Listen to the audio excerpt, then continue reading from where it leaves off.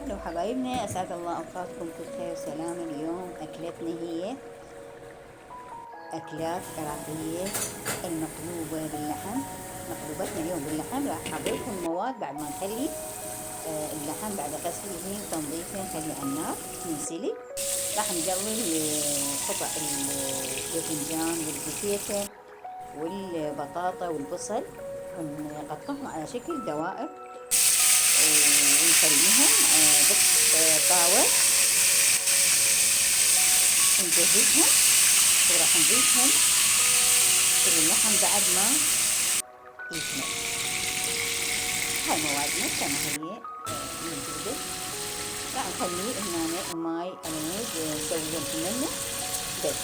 بعد ما فورنا الماي راح نخلي الكمية بعد ما نطلعه نضيف له بالتنبيع نضيف له ملعقة ملح وخل على مود نحافظ على قوام حتى الكمية تكون بيضة وما تنكسر.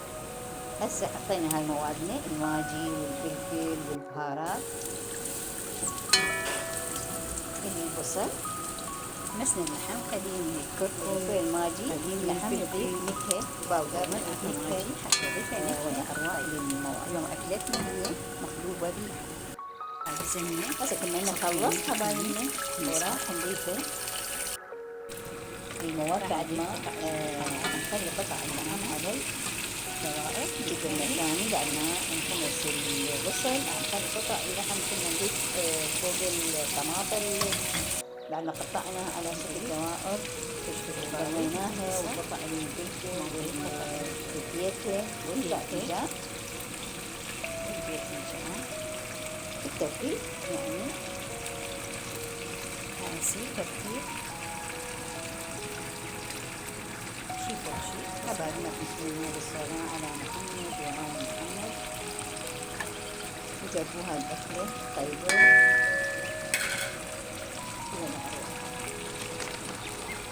من الأكلات العراقية الليبية.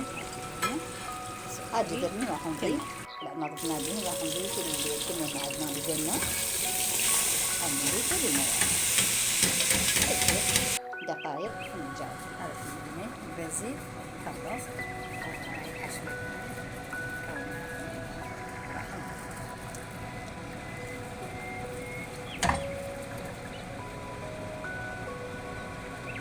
هسه حبايبنا راح نضيف كمية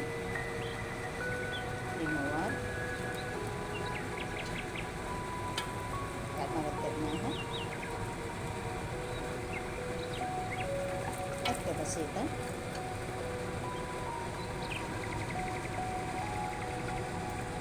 طيبة إن شاء الله تعجبكم. بعد ما ضفنا المكونات كمية البازيل هاي راح نتركها دقائق بعد ما نكمل المواد. وهنا خلصت مقلوبتنا إن شاء الله. سهمكم العافية. ما شاء الله ما شاء الله. اللهم صل على محمد وآل محمد. باللحم جربوها كلش طيبة حبايبنا. بنهاية الفيديو إن شاء الله عجبكم فيديونا، ولا تنسونا بالصلاة على محمد وآل محمد. العافية. في أمان الله. لا تنسوني بالصلاة على محمد وآل محمد.